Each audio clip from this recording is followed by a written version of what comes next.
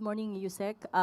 Kahapon po ay naglabas ng statement si VP Sara and she reiterated that the complaints against her are not supported by evidence. Sabi niya po, hindi magiging makatotohanan ang mga kwento lang sa paulit-ulit na pagpilit na may banta kahit wala naman, pag-iimbento na may assassination at paglikha ng mga gawa-gawang ebidensyang susuporta dito. Ano pong masasabi ng malaki? So, ang Vice Presidente ay naniniwala sa kanyang sarili na wala siyang ginawang pagbabanta sa buhay ng Pangulo, ng unang ginang at ni dating House Speaker.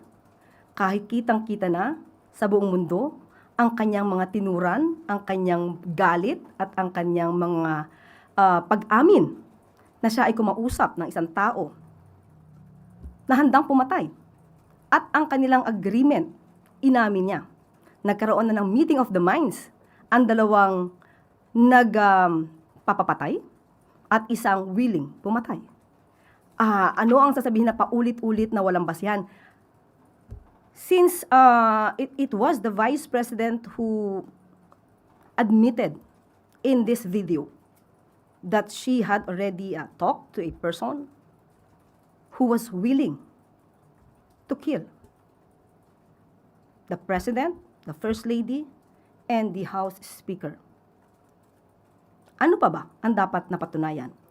Ang mga pag-amin na ganito, ayon sa rules of court, kapag may pag-amin at ginajustify lamang nila, dahil mismo ang abogado niya ang nag-justify kung bakit niya nasabi ang ganong klaseng mga salita, unconventional, hindi normal na pagkilos at pananalita o pag-react, ang burden of evidence ay nagsishift sa tao na umamin na siya ay magpapapatay. Ang prosecution sa totoo lamang ay hindi na dapat magbigay pa ng additional evidence dahil ang pag-amin na ito ay nanggaling mismo sa Vice Presidente. Dapat sila magpatunay ng justifiable reasons nila kung bakit nila ito, or rather, bakit niya ito ginawa at sinabi. Sunod na tanong mula kay Clizel Pardilla, PTV.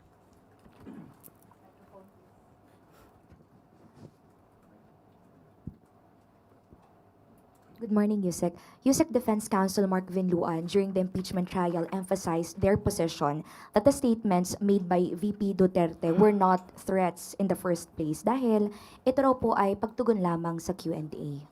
Kung ito ay hindi threats, ano pa ba ang maaari nating i-define sa salitang threats? So, ang ganitong klase na pagresponde ay normal at dapat na i-justify at i-tolerate? Tandaan po natin, ang pinagbantaan dito, hindi lang actually pagbabanta, dahil may kinausap na tao na handang pumatay. Ang sinabihan, ang tao na nais ipapatay, ay ang Pangulo, First Lady, at dating House Speaker. Hindi ito simpleng grave threats na maaaring isampa dyan sa korte. Hindi involved dito ang simpleng tao. Ang pinag-uusapan po natin dito ay Pangulo. Ito ay issue about national security.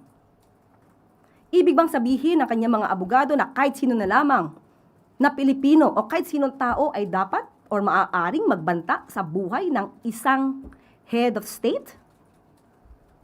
Hindi normal ang ganitong klaseng depensa.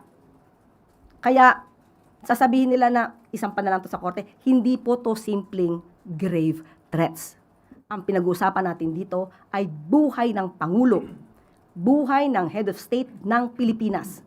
At ang nagbabanta ay hindi rin simpleng tao, Vice Presidente, na umamin na siya ay mayroong kakilalang killer. Hindi pa ba assassination plot ang pinagsasabi ng Vice Presidente noon? Kung hindi, ano yun? Wala siyang binanggit. Sinabi lang, paulit-ulit na assassination plot. So kung hindi ito assassination plot at walang pagbabanta sa buhay, ano ang ginawa ng Vice Presidente? May iba ba siyang meaning sa mga sinabi niyang yon? In the first place, wala siyang dininay na ito ay kanyang sinabi. Gina-justify na lamang nila kung bakit nila ito sinabi. Dalawang reasons kung bakit niya daw ito sinabi ayon sa kanyang mga abogado. Una, di umano ay oppressive ang House of Representatives patungkol kay Attorney Zuleika Lopez. Pangalawa, dahil di umanong may grave threats. So itong mga justifiable reasons na to, since sila ang nag-bring up, sila ang dapat magpatunay kung totoo ito. Yusek, binanggit din po na it was never aimed directly to President Marcos FL and former House Speaker. Kung hindi naman daw po pinanood yung video, hindi naman daw po sila matutukoy. Isang katawa-tawa ang ganyang mga pahayag. Unang-una, hindi ito lihim. Lahat ng tao halos nakapanood. Hindi lang sa Pilipinas, kundi sa buong mundo. Ang grave threats, alam ng bawat Pilipino, ay nakukonsummate kapag yung taong binantaan ay nalaman ito. Ito ay live stream. Lahat tayo nakapanood dito. Hindi ba ito mapapanood mismo ng taong kanyang pinagbantaan? Again, hindi ito simpleng grave threats. Sa grave threats, kahit hindi kaharap yung taong pinagbantaan, basta nalaman niya, consummated ang crime. Uulitin natin, hindi ito simpleng grave threats. Ito ay mayroong kaugnayan sa national security ng ating bansa. Sunod na tanong mula kay Kenneth Pasyente, PTV. Hi ma'am, good morning po. Ma'am, sinabi po ng prosecution na maihahambing yung kaso ni Vice President Sara Duterte sa isang public school teacher na naaresto po matapos di umanong magbanta sa buhay ni dating Pangulong Rodrigo Duterte. Sa pananaw po ng palasyo, how is it different dito po sa grave threat allegations against VP Sara? Pareho may pagbabanta, pero doon sa issue ng teacher na agad na hinuli, agad pinakulong, at sinabi ng NBI officer at the time na siya yung humuli doon sa teacher, ito ay mali dahil may issue about national security. Ang ginawa ng teacher, nag-post siya na nag-offer siya ng 50 million sa taong magpapapatay kay dating Pangulong Duterte. Wala pa siyang kausap. Nag-aalok pa lang siya. Biro man ito o hindi, may kakaya naman siya na i-produce ang 50 million. Wala pa siyang kausap. Nag-aalok pa lang. So wala pang meeting of the minds. Pero kay Vice Presidente, kay Vice President Sara Duterte, inamin niya mismo sa video na may kausap siya at sumang-ayon. No joke, no joke. Doon makikita na meron ng pagkakasundo ang dalawa.